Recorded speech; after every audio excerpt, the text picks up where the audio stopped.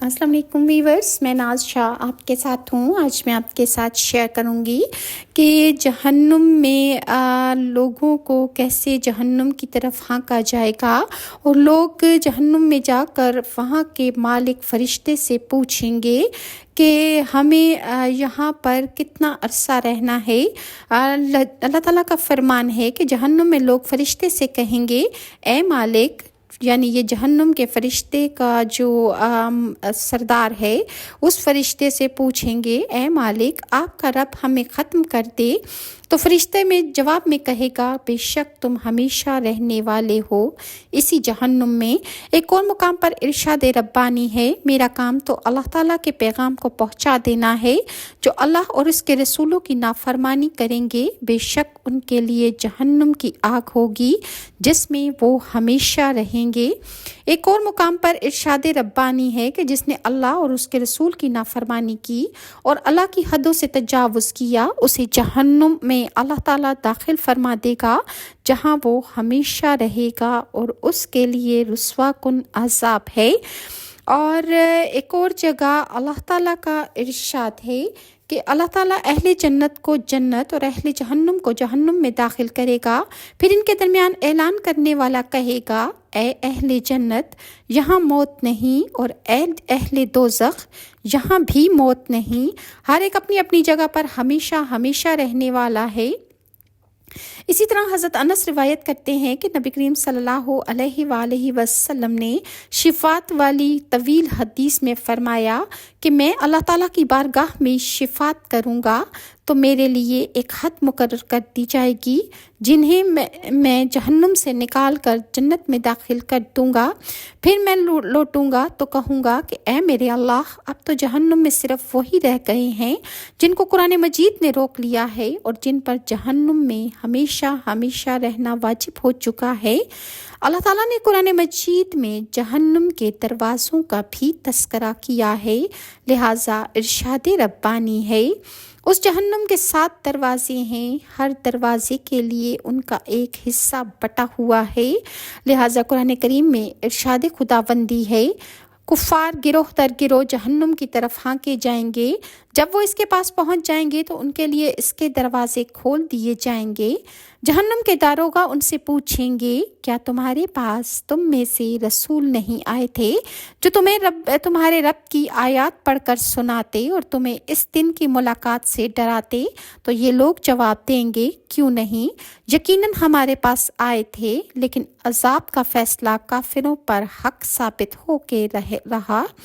کہا جائے گا کہ جہنم کے دروازوں میں داخل ہو جاؤ اور اب تم ہمیشہ وہیں پر رہو گے، تکبر کرنے والوں کے لیے بہت ہی برا ٹھکانہ ہے۔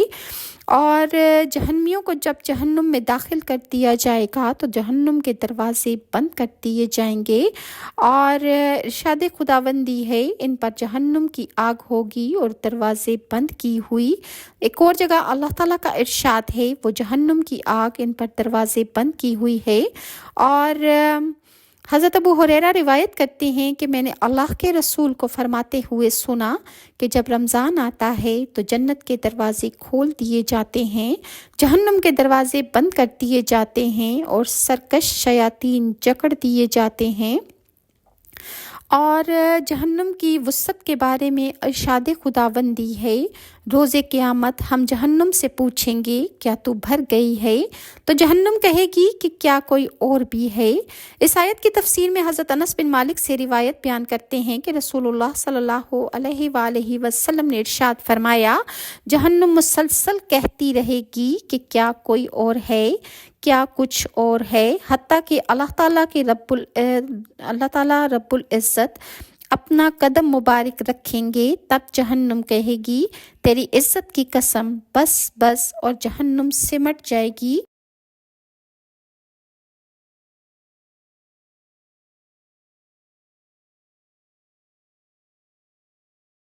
हज़रत अबू हुरैरा से रिवायत है, कहते हैं एक दफ़ा नबी करीम सल्लल्लाहु अलैहि वसल्लम के साथ थे हम लोग कि अचानक एक धमाके की आवाज़ सुनी तो नबी करीम सल्लल्लाहु अलैहि वसल्लम ने इरशाद फरमाया, जानते हो ये आवाज़ किसकी है?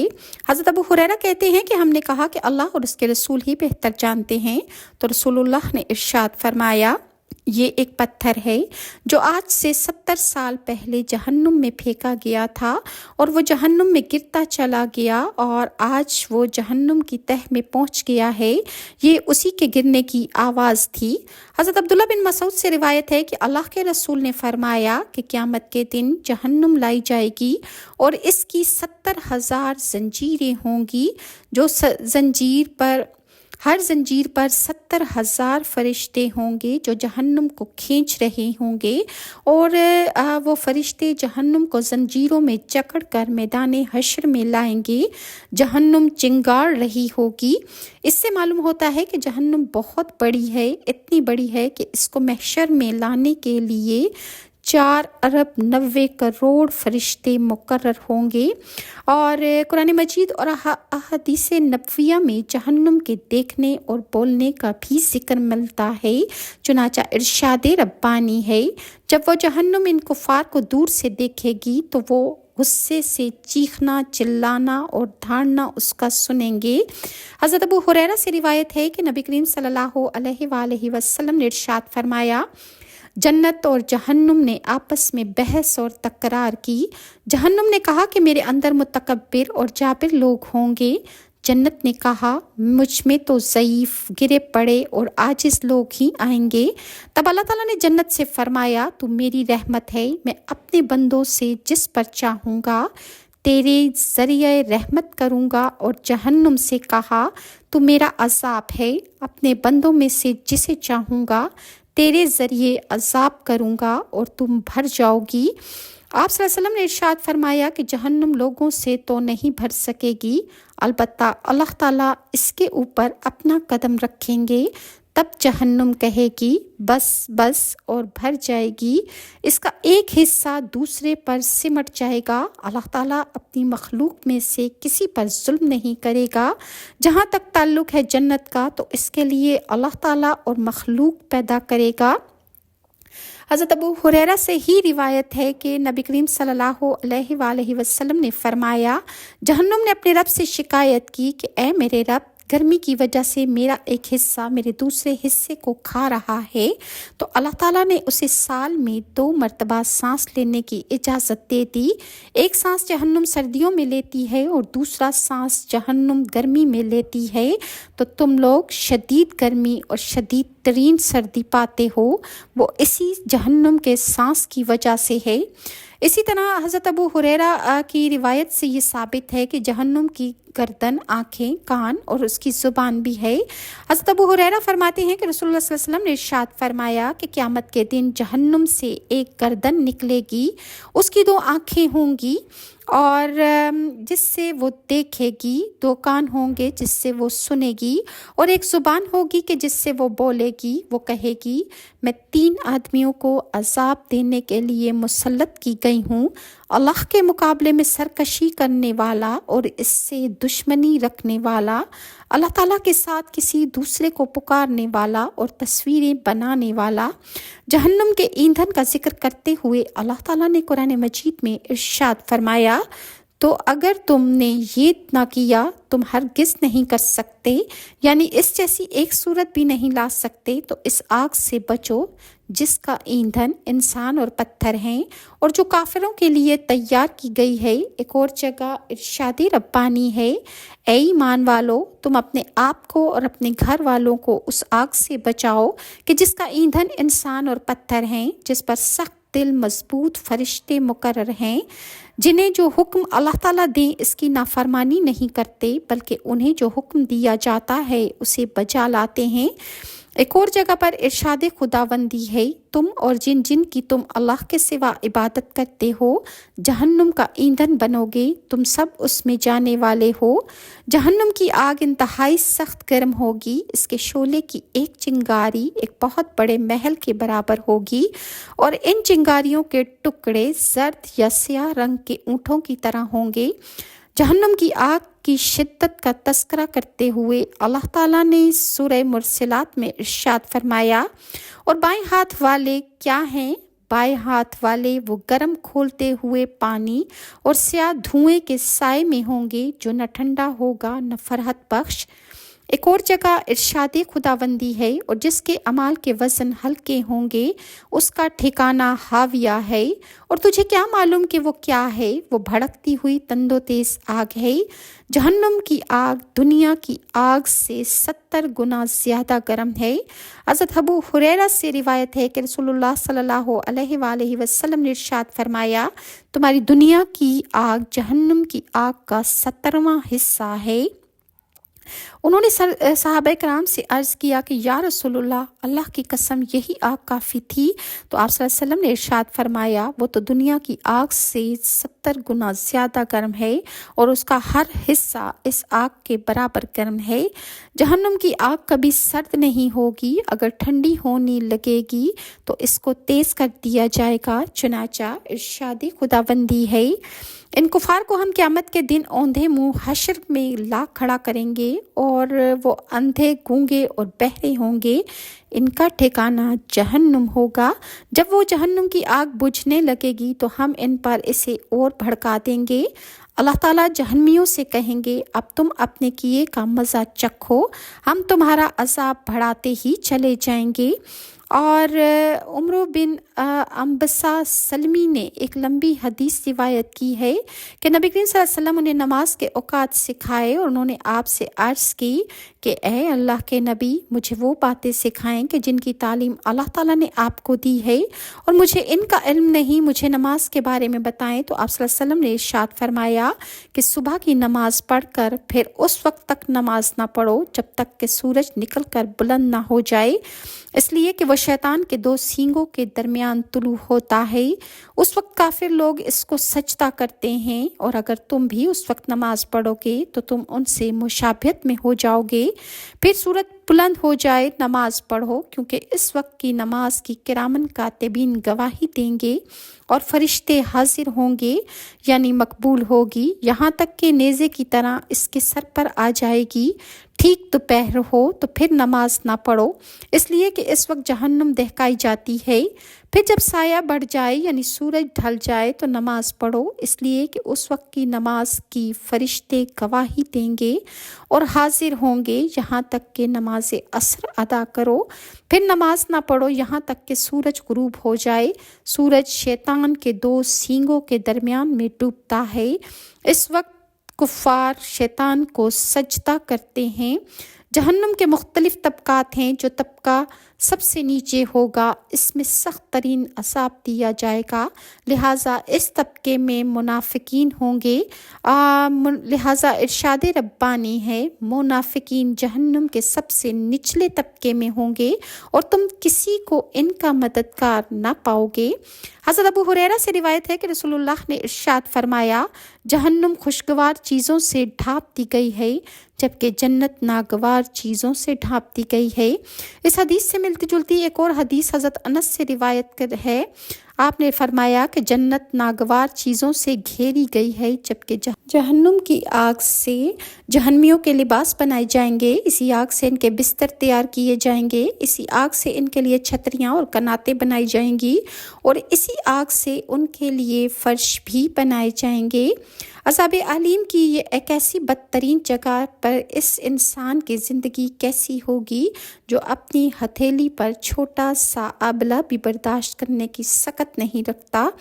انسان کی قوت برداشت کا تو یہ عالم ہے کہ جون جولائی کے موسم میں بھی دوپہر 12 بجے کی گرمی اور لو برداشت کرنا کسی کے بس کی بات نہیں ہوتی۔ کمزور، بیمار اور بوڑھے لوگوں کی اس سے اموات واقع ہونے لگتی ہیں۔ حالانکہ ارشاد نبوی صلی اللہ علیہ وسلم کے مطابق دنیا کی یہ شدید گرمی محض جہنم کے سانس یا بھاپ کی وجہ سے ہے۔ جو انسان جہنم کی بھاپ برداشت نہیں کر سکتا وہ جہنم کی آگ کیسے برداشت کرے گا؟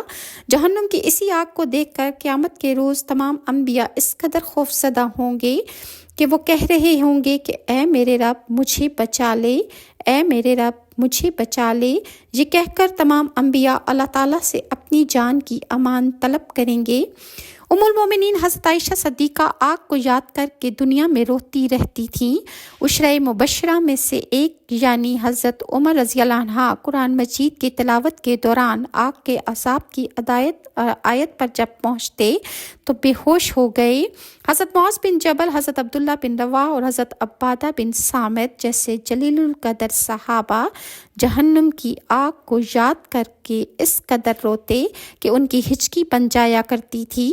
حضرت عبداللہ بن مسعود کا لوہار کی دکان سے گزر ہوا، آگ سے دہکتی بھٹی دیکھی تو جہنم کی آگ یاد کر کے رونے لگ گئے۔ حضرت عطا سلمی کے ہمسائے نے روٹیاں لگانے کے لیے تنور جلایا، حضرت عطا نے دیکھا تو بے ہوش ہو گئے۔ حضرت سفیان ثوری کے سامنے جب جہنم کا ذکر ہوتا تو انہیں خون کا پیشاب آنے لگتا، یعنی ان کے پیشاب بند ہو جاتا اور اس کی جگہ خوف سے خون آنے لگتا۔ حضرت ربیہ ساری رات بستر پر پہلو بدلتے رہتے۔ بیٹی نے پوچھا کہ ابا جان ساری رات دنیا آرام سے سوتی ہے، آپ کیوں جاگتے رہتے ہیں؟ فرمانے لگے بیٹا جہنم کی آگ تیرے باپ کو سونے نہیں دیتی۔ سچ فرمایا اللہ تعالیٰ نے کہ بے شک تیرے رب کا عذاب ہے ہی ڈرانے والا۔ سورہ بنی اسرائیل کی آیت نمبر 57 میں اللہ تعالیٰ نے تمام مسلمانوں کو اپنے فضل و کرم سے جہنم کی آگ سے پناہ دی، اور اسی طرح جیل کی اصل شناخت تو قید بند ہی کو ہوتی ہے، لیکن مجرموں کے جرائم کے مطابق جیل میں انہیں بعض سزائیں ایسی بھی دی جاتی ہیں۔ اسی طرح جہنم کی اصل شناخت تو آگ ہی ہے، لیکن کافروں اور مشرکوں کے گناہوں کے مطابق انہیں بہت سے دوسرے عذاب بھی دیے جائیں گے۔ کھانے پینے کے معاملے میں انسان اس قدر نازک مزاج واقع ہوا ہے کہ اس کا انداز ہر انسان اپنی ذات سے لگا سکتا ہے کہ جو چیز گلی سڑی ہو یا باسی ہو، انسان کے مزاج کے مطابق نہ ہو تو انسان اسے چھوتا تک نہیں، اور کھانا تو درکنار، اور بعض حضرات کھانے میں تھوڑی سی کو کمی بیشی ہو جائے تو برداشت نہیں کرتے۔ سید الانبیاء صلی اللہ علیہ وسلم اپنے حوض مبارک پر جنت میں داخل ہونے سے پہلے میدان حشر میں جب جلوہ افروز ہوں گے، جہاں اپنے دست مبارک سے اہل ایمان کی آپ پیاس بجھائیں گے، کافر اور مشرک لوگ بھی اپنی پیاس بجھانے کے لیے حوض کی طرف آئیں گے، لیکن اللہ کے رسول انہیں دور ہٹا دیں گے۔ ابن ماجہ میں بیان ہے کہ اہل بدعت بھی پانی پینے کے لیے حوض کی طرف آنے کی کوشش کریں گے، لیکن انہیں بھی دور کر دیا جائے گا۔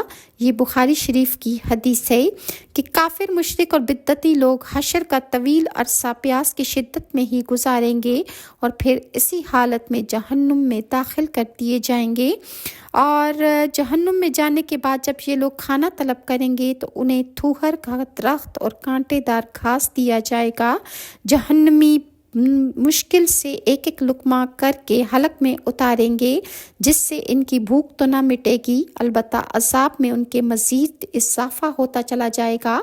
یاد رہے کہ تھوہر کا درخت اور کانٹے دار گھاس جہنم میں ہی پیدا ہوں گے، جس کا مطلب یہ ہے کہ دونوں کھانے کم از کم اتنے گرم تو ضرور ہوں گے جتنی گرم جہنم کی آگ ہوگی۔ دوسرے الفاظ میں یہ کھانے آگ کے انگارے ہوں گے جنہیں جہنمی اپنی بھوک مٹانے کے لیے نکلے گا۔ جہنم کا کھانا دراصل جہنم کے عذاب علیم ہی کی ایک بدترین شکل ہوگی۔ اللہ تعالیٰ ہمیں اس کھانے اور اس آگ اور ایسی سزاؤں سے اللہ تعالیٰ ہمیں اپنے حفظ و امان میں رکھے۔ खाने के बाद जब जहन्नमी पानी तलब करेंगे तो दारोगाए जहन्नुम उन्हें जहन्नुम के अकूबत खाने से निकाल कर जहन्नुम के चश्मों पर ले आएंगे, जहाँ खोलते हुए शदीद गर्म पानी से उनकी तवाज़े की जाएगी। वो पानी कैसा होगा जो जहन्नुम की दहकती हुई आग में भी भाप बनने की बजाय माया हालत में बरकरार रहेगा। मुमकिन है कि कोई सख्त धात हो या सख्त पत्थर जो जहन्नुम की आग में पिघल कर माया की शक्ल में तब्दील हो गया हो और वही जहन्नमियों का मशरूब होगा। वल्लाह आलम। जहन्नमी इसे पीने की कोशिश करेगा तो पहले घूंट के साथ ही इसके मुंह का सारा गोश्त पोस्त गल सड़ कर नीचे गिर जाएगा और जो हिस्सा पेट में जाएगा इससे उसकी सारी आंतें वगैरह कट कर पीठ के रास्ते कदमों में आ गिरेंगी। ये बयान तिरमिज़ी में है। गोया पीना भी दर हकीकत अज़ाब अलीम ही की एक शक्ल है। इस तवाज़ो के बाद दरोगा फिर उसके अकूबत खाने में पहुंचा देंगे। मज़ीद जहन्नमियों के साथ क्या सलूक होगा इंशाल्लाह मैं आपके साथ नेक्स्ट वीडियो में शेयर करूंगी। और अगर व्यूअर्स आपको मेरी वीडियोस अच्छी लगती हैं तो काइंडली लाइक और सब्सक्राइब ज़रूर कीजिए। अल्लाह ताला आपको और मुझे जहन्नुम की हर हालत से अपने हिफ्ज़ो अमान में रखे और अल्लाह ताला हमसे वो रुकू सुजूद करा ले, अल्लाह ताला हमसे वो नेकियां करवा ले कि जो हमारे लिए आखिरत में बाइसे निजात होंगी। अल्लाह ताला आपकी और मेरे दिल की जायज़ और मीठी मुरादें पूरी फरमाए और हमें सिरात मुस्तकीम पर चलाए और तालीमात मोहम्मदिया पर अमल पैरा हो के ज़िंदगी गुजारने की तौफीक अता फरमाए। आमीन या रब्बुल आलमीन। नेक्स्ट वीडियो तक के लिए नाज़ शाह को इजाज़त दीजिए। अल्लाह हाफ़िज़।